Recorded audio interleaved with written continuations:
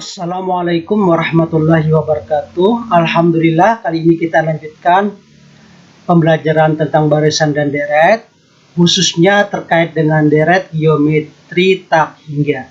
Mari kita ikuti. Apakah deret geometri tak hingga itu? Deret geometri tak hingga adalah jumlah n buah suku pertama barisan geometri dengan nilai n tak hingga. Disimbolkan seperti angka 8 rebahan. Sn dengan n tak hingga atau bisa juga n mendekati tak hingga bisa disimbolkan dengan S 8 rebahan atau nanti dibaca S tak hingga. Jumlahnya terbatas jika rasionya kurang dari 1. Maksudnya R-nya itu seperti setengah, sepertiga, seperempat, dan seterusnya. Barisannya merupakan barisan konvergen. Nilai suku ke n semakin mengecil dengan bertambahnya nilai n, dan inilah yang didiskusikan pada bagian ini. Barisan geometri konvergen. Apa maksudnya? Kita ambil contoh 64, 32, 16, 8, 4, 2, 1, dan seterusnya. Kalau kita perhatikan di sini, suku pertamanya adalah 64, kemudian rasionya adalah 32 dibanding 46, boleh juga 16 dibanding 32 adalah setengah. Berarti adalah 64 dalam kurung setengah berpangkat n dikurang 1. Nah, rasionya setengah. UN semakin mengecil jika n membesar. Suku kedua lebih kecil daripada suku pertama, suku ketiga lebih kecil dari suku kedua, dan seterusnya. Jadi semakin mengecil nilainya. Untuk n tak hingga, maka nanti bisa dianggap ON itu akan sama dengan 0. Kita perhatikan. Ini, manakala 1, 64, tidak nampak karena di ketinggian. Kalau 2, 32. Kalau 3 ada di 16. Kalau 4 ada di 8. 5 ada di 4. 6 ada di 2. 8 ada di 1, dan seterusnya. Semakin n-nya membesar, maka grafik warna hijau ini, garis ini, akan mepet mendekati sumbu X, sehingga seolah-olah berimpit dengan sumbu X yang berarti nilainya adalah 0. Kita coba analisis deret dengan rasio setengah, sepertiga, seperempat, dan seterusnya. Kita sudah ketahui bahwa rumus deret suku ke n, Sn, sama dengan A dalam kurung 1 kurang R pangkat n dibagi 1 kurang R. Kita ambil bentuk ini karena R-nya adalah seperti setengah, sepertiga, seperempat, atau kurang dari 1. Pada R pangkat n, untuk n tak hingga, kita ambil misal. R-nya setengah. Ini kalau dipangkatkan tak hingga, setengah pangkat 1, setengah pangkat 2, setengah pangkat 3, mulai dari setengah, seperempat, seperdelapan, seperenam belas, dan seterusnya. Hingga bila mana pangkatnya itu besar sekali, maka nilainya semakin mendekati dengan 0, atau boleh kita anggap sama dengan 0. Jadi Rn akan sama dengan 0 jika n tak hingga, sehingga nanti rumus ini akan menjadi R pangkat n-nya kita ganti dengan 0. 1 kurang 0, 1, A dikali 1, A. Jadi A dibagi hasil dari 1 kurang R. Nah, inilah rumus deret tak hingga, di mana rasionya adalah kurang dari 1, yakni A dibagi 1 kurang R. Kita ambil contoh. 64 tambah 32 tambah 16 tambah 8, dan seterusnya, sehingga U tak hingga, yang mana kita yakini U tak hingga itu adalah sama dengan 0. Nah, dengan rumus tadi, berarti S tak hingganya adalah suku pertama A-nya nanti diganti dengan 64, kemudian rasionya diganti dengan setengah, ya, karena 32 bagi 64 atau 16 dibagi 32 adalah setengah. Jadi bentuknya seperti ini. 1 dikurang setengah adalah setengah. 64 dibagi setengah berarti 2 dikali 64 sama dengan 128. Sehingga jumlah tak hingganya, deret tak hingganya adalah 128. Kita lihat soal nomor 1. Diketahui suku awal barisan geometri 100 dan deret tak hingganya 400. Berapakah rasionya? Jadi di sini yang ditanyakan adalah rasionya. Mari dijawab. Diingat rumusnya, S tak hingga sama dengan A dibagi hasil dari 1 kurang R. Nanti S tak hingganya kita ganti dengan 400 dan A-nya kita ganti dengan 100 seperti ini. Nah, sehingga nanti kita selesaikan. 1 kurang R sama dengan 100 dibagi 400 dengan teknik kali silang.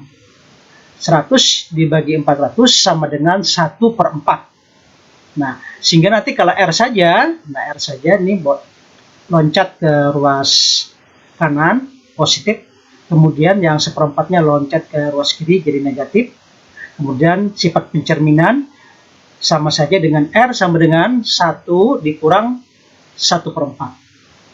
1 itu adalah 4/4, 4/4 dikurang 1/4, penyebut sudah sama, tinggal pembilang 4 kurang 1, 3. Berarti rasionya adalah 3/4.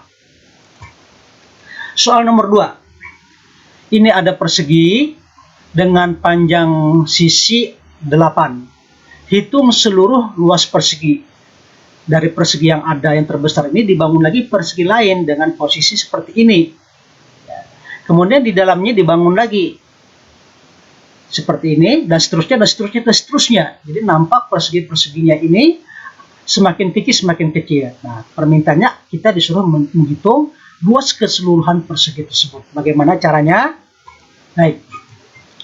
Penyelesaian. Untuk persegi yang terbesar, kita ambil terlebih dulu ke 1. Tentu luasnya adalah sisi kali sisi, 8 kali 8 sama dengan 64. Kita nanti akan menghitung deret tak hingganya. Ya, jumlah semua persegi ini, dari yang terbesar hingga yang paling kecil-kecil, yang tentunya yang terkecil adalah boleh dikatakan sama dengan 0. Untuk yang kedua, nah ini kita gunakan rumus Pythagoras. Sisinya itu tentu saja adalah separuh daripada sisi awal, yakni 8. Separuh dari 8 adalah 4. Nah, 4 kuadrat ditambah 4 kuadrat, tarik akar. Sehingga kita dapatkan 4 kuadrat adalah 16. 16 tambah 16, 32. Akar 32. Nah, akar 32 itu adalah sisi persegi yang berikutnya. Karena dicari juga luasnya, akar 32 dikali akar 32 atau akar 32 pangkat 2. Nah, akarnya hilang. Jadi sama dengan 32. Untuk yang berikutnya, yang ketiga, luas persegi yang ketiga ini, ya, bisa kita perhatikan akar 32. Ini perhatikan akar 32, kita ambil separohnya. Nah, 32 itu kan 16 dikali 2. Akar 16 adalah 4, berarti 4 dikali akar 2. 4 separohnya adalah 2, berarti 2 akar 2. Sehingga yang ini, yang ketiga ini, 2 akar 2 kuadrat ditambah 2 akar 2 kuadrat. Kita lihat 2 akar 2 itu sama dengan 4 dikali 2 atau 8. 8 tambah 8 adalah 16. Akar 16 adalah sisi persegi yang ketiga. Karena dicari luasnya, berarti akar 16 dikuadratkan, sehingga akarnya hilang, menghasilkan 16. Nah, kalau kita lihat polanya ini 64, 32, 16. Berarti rasionya adalah setengah. Sehingga deret hingganya adalah A-nya 64 dibagi hasil dari 1 kurang R, 1 kurang setengah. 1 kurang setengah adalah setengah. 64 bagi setengah sama saja dengan 64 dikali 2 sama dengan 128 satuan persegi. Berikut, hitung seluruh luas segitiga ini. Ini adalah segitiga sama sisi, panjang sisi 6. Bagaimana cara menjawabnya? Kita ingat rumus luas segitiga dengan pendekatan sinus. Nah, ini ada segitiga ABC, sisi B kecil di depan sudut B, C kecil di depan sudut C. Tingginya ini adalah B sin A. Sedangkan luas segitiga adalah setengah alas kali tinggi. Setengah alasnya adalah C, tingginya adalah B sin A, atau boleh juga dituliskan setengah dikali B dikali C sin A itu sebagai luas dari segitiga ABC. Ini kita terapkan untuk mencari luas segitiga yang ditanyakan.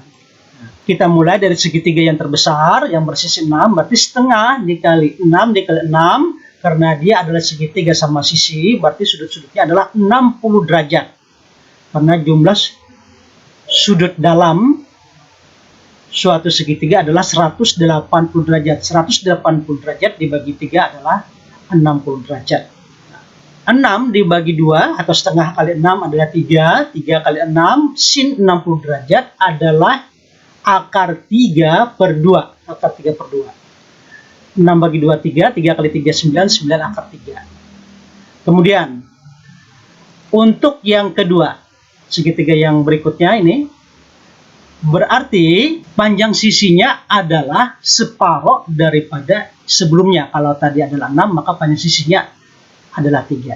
Nah, sama dengan tadi rumusnya, setengah dikali 3 dikali 3 sin 60. Sin 60 sama akar 3 per 2. Sini kita lihat 3 kali 3, 9. 9 per 2 dikali akar 3 per 2 menghasilkan 9 per 4 akar 3. Nah, kemudian yang berikutnya, untuk segitiga yang ketiga yang di dalamnya, berarti kalau sebelumnya sisinya adalah 3, separohnya adalah 3 per 2 ini. Jadi nanti rumusnya menjadi setengah dikali 3 per 2 dikali 3 per 2 sin 60. Nah, ini 2 kali 2 kali 2 8, 3 kali 3 adalah 9 akar 3 per 2. Nah, ini kita masukkan saja, jadi 9 per 8 kali 2, 16. 9 per 16 akar 3. Nah, kalau kita lihat di sini nampak rasionya itu adalah 1/4. Jadi 9 bagi 4, 9 per 4.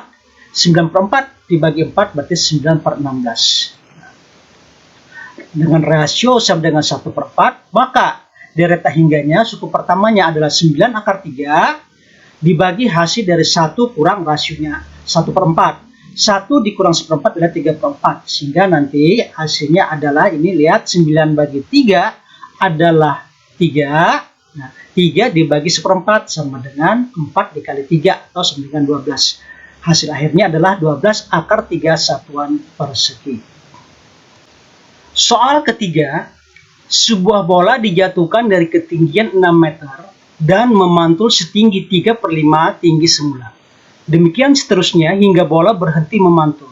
Hitunglah panjang seluruh lintasan bola yang terjadi dari awal hingga bola berhenti. Berikut penyelesaiannya. Kita ilustrasikan ini bola ya, dari ketinggian A dijatuhkan. Kemudian dia memantul sejauh R dari tinggi semula. Di mana nanti R-nya ini tentu saja harus kurang dari 1. Nah, dalam hal ini R-nya adalah 3/5. Tapi kita buat ilustrasi dulu seperti ini. Nah, kemudian nanti dia mantul setinggi AR, terus jatuh lagi, maka nanti yang berikutnya adalah AR kuadrat. Yang berikutnya nanti adalah AR pangkat 3, terus sampai dengan A, R pangkat N dengan N yang sangat besar, dikatakan bola berhenti memantul. Nah, sekarang akan kita lihat totalitas panjang lintasan yang terjadi. Itu adalah, kita simbolkan saja dengan Pak Li, maksudnya adalah panjang lintasan. Nah, yang pertama ini dari ketinggian A jatuh sejauh A. Kemudian yang berikutnya ini menggunakan rumus deret tak hingga dengan suku pertama AR Nah, kemudian pembaginya adalah 1 dikurang R. Nah, karena pada waktu naik dia menempuh jarak AR, turun pun juga menempuh jarak AR. Yang berikutnya naik AR kuadrat, turun pun dengan AR kuadrat. Jadi selalu 2 kali. Ya, ini 2 kali, 2 kali, 2 kali, 2 kali, 2 kali. Makanya ini ditulis 2 dalam kurung AR dibagi 1 kurang R. Nah, ini kita selesaikan bentuk aljabarnya. 1 kurang R dikali A berarti A dikurang AR. Nah, bagian pembilang tambah 2AR. Negatif AR ditambah 2AR berarti positif AR. Penyebut tetap. Kemudian kita lihat pada bagian pembilang 1 plus R dalam kurung dikali A, hukum distributif, perkalian pada penjumlahan, penyebut tetap.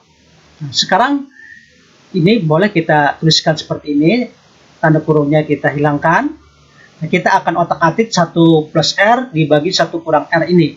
Dengan melihat R itu sebagai M dibagi N, dua-duanya lebih besar dari 0, M dan N lebih besar dari 0, kemudian N-nya itu lebih besar daripada M, supaya R-nya itu adalah kurang dari 1. Tinggal kita ganti saja R-nya dengan M per N. Pada bagian pembilang, penyebut sama, kemudian ini kita samakan penyebut, berarti adalah N plus M dibagi N, yang bagian pembilang N plus M dibagi N, bagian penyebut N dikurang M dibagi N. Di sini per N, di per N hilang. Yang tersisa adalah N tambah M dibagi N kurang M dikali A. Nah, inilah rumus panjang lintasan pantulan bola.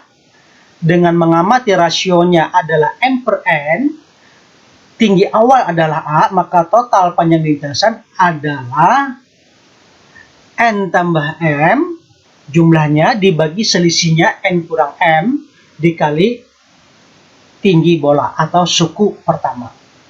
Nah, pada kasus A-nya adalah 6, R-nya adalah 3 per 5. Berarti tinggal kita masukkan 5 tambah 3 dibagi selisih 5 dikurang 3 dikali 6. Nah, 5 tambah 3 8, 5 kurang 3 2. 8 bagi 2 4, 4 kali 6 sama dengan 24. Jadi totalitasnya adalah 24 meter.